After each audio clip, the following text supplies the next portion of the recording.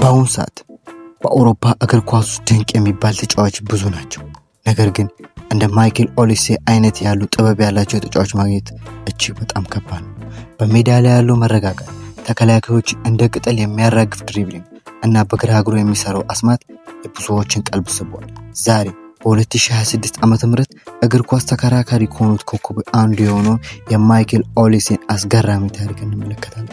4 አገራት ይፈልጉት ከአርሰናል አካዳሚ ተባሮ ዛሬ የባየር ሙኒክ ንጉስ የሆነውን የዚህ ወጣት ጉዞ ምን ይመስላል?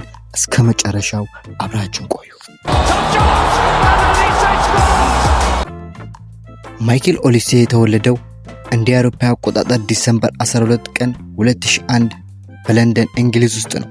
ነገር ግን የሱን ታሪክ ለየት የሚለው ገና እዚህ ጋር ነው። ኦሊሴ በደም ስሩ የ4 ሀገራት ውጤት ነው። አባቱ ናይጄሪያዊ፣ እናቱ ደግሞ ከፊል ፈረንሳዊና አልጄሪያዊ ናቸው። ይህ ማለት ኦሊሴ ለእንግሊዝ፣ ለፈረንሳይ፣ ለናይጄሪያና ለአልጄሪያ መጫወት ይችል ነበር። እንግሊዞች በተወለደበት ሀገር እንዲጫወት ከፍተኛ ጥረት አድርገዋል። ናይጄሪያም በአባቱ በኩል ቢጠሩትም ኦሊሴ ግን የልብ ምርጫው ፈረንሳይ አደረገ።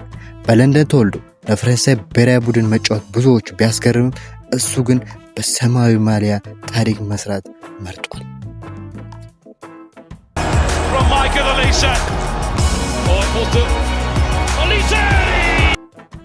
የብዙዎቹ ስኬት በአንድ ጀንበር የመጣ ይመስላል። የኦሊሴ ግን እንዲህ አልነበር። ገና በልጅነቱ የእግር ኳስ ተሰጥኦ የታየው ኦሊሴ ጉዞን የጀመረው በታዋቂው የአርሰናል አካዳሚ ነበር። ለ7 ዓመት ያህል በመድፈኛው ቤት ቆይታ አድርጓል። ነገር ግን ከአርሰናል በኋላ ወደ ቼልሲ ከዚያም ወደ ማንቸስተር ሲቲ አካዳሚ ተዛውሯል። በእነዚህ ሁሉ ትልልቅ ክለቦች ውስጥ ማለፉ እና ውድድሩን መቋቋሙ ዛሬ ለምናየው ጠንካራው ተጫዋች ትልቅ መሰረት ሆኗል። ተስፋ አለመቁረጥ የሱ ትልቅ መለያ ባህሪ ነው። ኦሊሴ ትክክለኛ ማንነቱን ማሳየት የጀመረው በሬዲንግ ክለብ ውስጥ ነበር። እዚያ በ2001 የሊጉ ምርጥ ወጣት ተጫዋች ተብሎ ተመርጧል።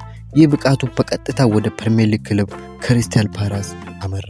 በፓላስ ቤትም በነበረው ቆይታ ኳስ አቀባይ፣ ፕሌይሜከር ብቻ ሳይሆን ለተከላካዮች ቅዠት የሆነ ድንቅ ተጫዋች መሆኑን ለዓለም አረጋገጠ። እያንዳንዱ ንክኪው፣ እያንዳንዱ አሲስት እሱን ወደ ትልቅ መድረክ አቀረቡ።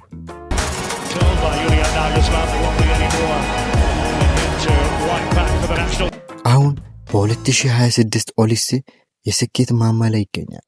ከለንደን ሰፈር ተነስቶ ዛሬ በጀርመኑ ግዙፉ ክለብ ባየር ሙኒክ ውስጥ የክንፍ መስመሩን በበላይነት እየመራ ይገኛል። አሊያንዝ አሬና የስታዲየሙ ደጋፊዎች በስሙ እየዘመሩለት ነው። እሱ በጎልና በድንቅ ብቃቱ ምላሽ እየሰጠ ይገኛል።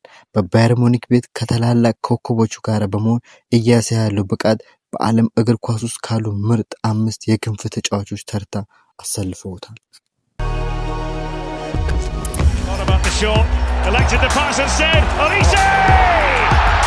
It's another one for Bayern. It's becoming a first-half runaway. ከለንደን እስከ ሙኒክ፣ ከአርሰናል አካዳሚ እስከ ፈረንሳይ ብሔራዊ ቡድን የማይክል ኦሊሴን ታሪክ ለብዙዎቹ ተምሳሌት ነው። እናንተ ስለ ኦሊሴ ምን ታስባላችሁ? ለእንግሊዝ ቢጫወት ይሻል ነበር ወይስ ለፈረንሳይ? እንዲሁም በባየር ሙኒክ ቤት ያለውን ቆይታ እስከምን ድረስ ይዘልቃል? ሀሳባችሁን በኮመንት አጋሩኝ። ቪዲዮ ከተመቻችሁ ላይክ አድርጉ። እንዲሁም አዲስ ከሆናችሁ ደግሞ ስፖርታዊ ታሪክ ለማግኘት ቻናሉን ሰብስክራይብ በማድረግ ቤተሰብ ሁኑ። ስለተመለከታችሁን እናመሰግናለን። በቀጣይ ቪዲዮ እስከምንገናኝ ሰላም ቆዩ። ሰላም ያቆየን። It's becoming a first-half runaway in this official opener. And Stanisic was up there and